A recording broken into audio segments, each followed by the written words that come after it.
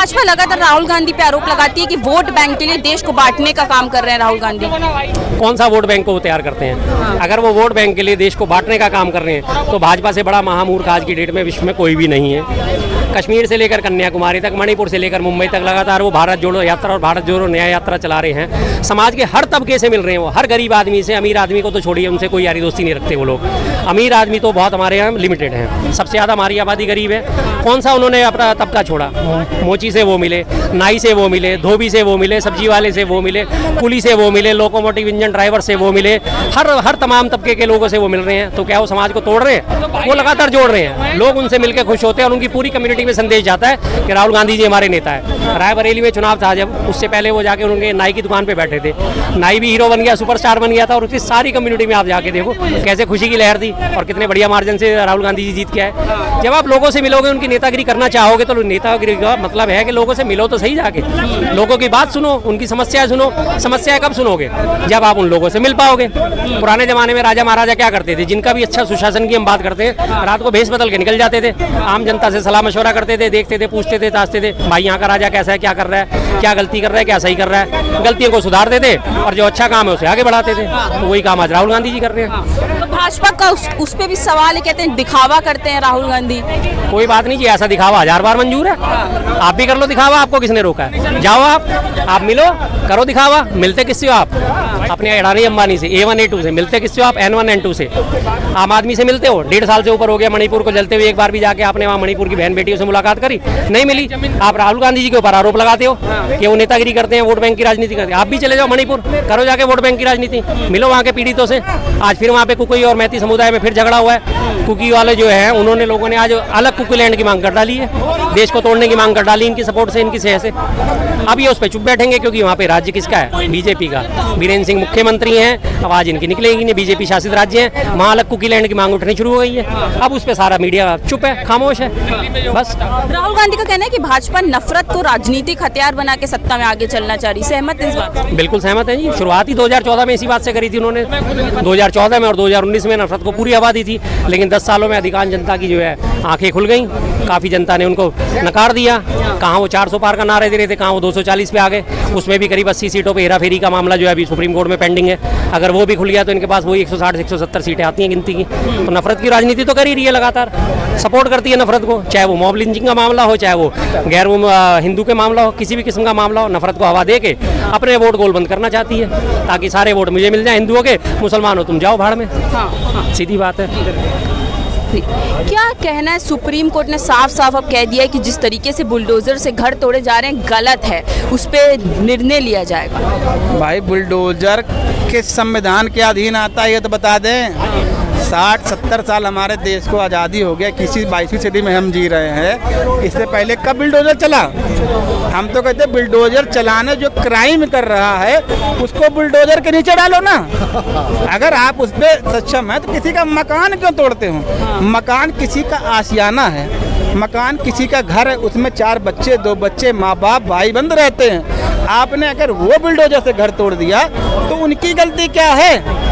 अगर 22 साल का बच्चा कोई क्राइम करता है तो उसमें उसके माँ बाप की गलती क्या है? उसके भाई बहन की गलती क्या है? या 40 साल का आदमी कोई क्राइम करता है तो उसमें उसके बच्चे की गलती क्या है? उसके माँ बाप की गलती क्या है? आपने उसको तो रोड पे ला दिया ना, उसको तो बेघर कर दिया ना।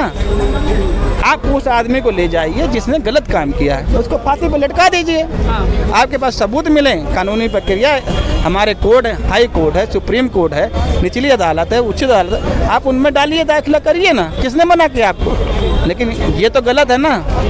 हाई कोर्ट क्या बोले, सुप्रीम कोर्ट बोले, सबको आज जनता बोल रही है। अगर जनता ना बोलती तो 40 सीटें जाती नहीं आपकी। तो भाजपा का कहना है कि हमने सिर्फ अवैध घरों पे ही बुलडोजर चलाया है। भाई अवैध घर पे चलाया है तो सुप्रीम कोर्ट ने क्यों बोला? भाई अवैध घर पे अगर बुलडोजर चल रहा है तो बहुत अच्छी बात है। अगर सरकारी जमीन पर कोई भी घर बनाता है या वहाँ पर अपना कोई भी अधिकार करता है तो तोड़ना चाहिए। तो सुप्रीम कोर्ट गलत हो गई क्या?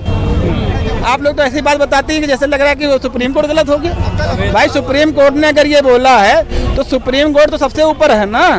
वो किसी भी मंत्री के अधीन तो नहीं है ना, किसी मंत्रालय के अधीन नहीं है। अगर उसने ज्ञान लिया, संज्ञान लिया है तो सही लिया है ना। तो भाई बुराई किस बात की इसमें?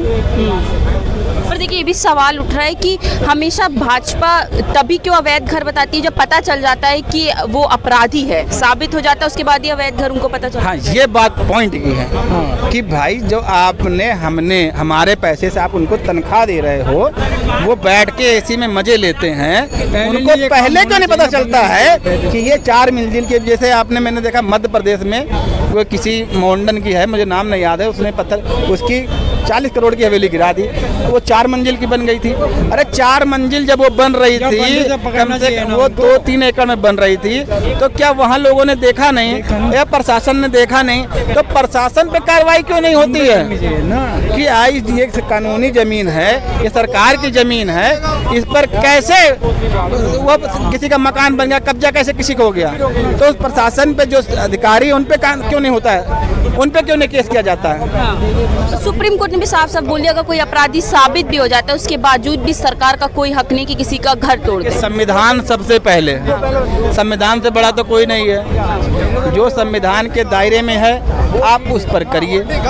हम तो कहते हैं रेपिस्ट के लिए, स्पेशलिस्ट रेपिस्ट के लिए 140 करोड़ की जनता हमारे देश की है। कोई भी किसी के फेवर में खड़ा हो तो बता दीजिए।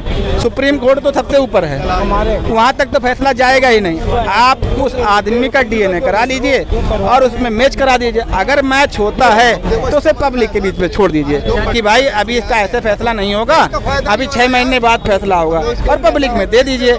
पब्लिक बोल देगी, जवाब दे देगी, तो उसमें ना सुप्रीम कोर्ट कुछ बोलने का रहेगा ना कोई सरकार बोलने को रहेगी। पब्लिक के लिए तो कोई कानून नहीं है ना। लेकिन मकान किसी का गिराना गलत। अच्छा, योगी जी ने ये भी कहा था कि बटेंगे तो कटेंगे। किस चीज का डर सता रहा है योगी जी को? कटने की बात कर रहे हैं। वोट कटने का डर सता रहा है और उसके अलावा कोई डर नहीं है। उनके वोट बढ़ते जा रहे हैं, कटते जा रहे हैं लगातार, तो वो उनको गोल बंद करने की कोशिश में लगे हुए हैं। रोज नए नए पैतरे ला के लाते हैं। कांवड़ यात्रा से पहले आपको याद होगा, अपने आप को उन्होंने हिंदू वोट गोल बंद करने की कोशिश में नाम वाला जो सिस्टम चलाया था। बड़े यहाँ पे उछल उछल के लोग उसके समर्थन में तर्क दे रहे थे, नाम होना चाहिए, लिखा होना चाहिए, लिखा होना चाहिए। कांवड़ यात्रा खत्म, नाम वाला मसला गया ठंडे बस्ते में। कहीं कोई जिक्र है? किसी को कोई जिक्र नहीं। अब किसी को कोई परवाह नहीं है, नाम लिखा हुआ है नहीं लिखा हुआ है, सब जाके सामान खरीद रहे हैं, आ रहे हैं जा रहे हैं, सब काम कर रहे हैं, किसी को कुछ लेना देना नहीं है। तो वो लगातार रोज नई एक पैतरा लेके आ जाते हैं, किसी तरह से मैं अपने वोटों को गोलबंद कर लूँ और मैं अपने जो आने वाले 10 उपचुनाव हैं उनको जीत सकूँ। लेकिन उनका सुपड़ा साफ है, खत्म है, वो बिल्कुल टोटली खत्म है। योगी जी ने भी कहा था कि बटेंगे तो कटेंगे, तो क्या कहना है योगी जी को? किस चीज का डर सता रहा है? क्या बटेंगे क्या कटेंगे? भाई भाई भाई में बंटवारा होगा भाई? नहीं, ये तो नहीं कहा ना योगी जी ने। ये कब कहा कि हिंदू बटेगा? उन्होंने ये कहा कि बटेंगे तो कटेंगे। तो अरे ये कहा क्या उन्होंने? हिंदू बटेंगे तो कटेंगे। भाई ये तो मैंने नहीं सुना, ये भी नहीं बता रहे हैं, ये तो आप बता रहे हैं। तो हम तो ये नहीं जानते हैं कि मोदी जी ने ये कहा है कि बटेंगे तो कटेंगे। तो सिंपल सी बात है, खेत में जो अनाज पैदा होता है वो बटेगा तो कटेगा, तैयार हो जाएगा तो कटेगा, इसमें क्या बुराई है?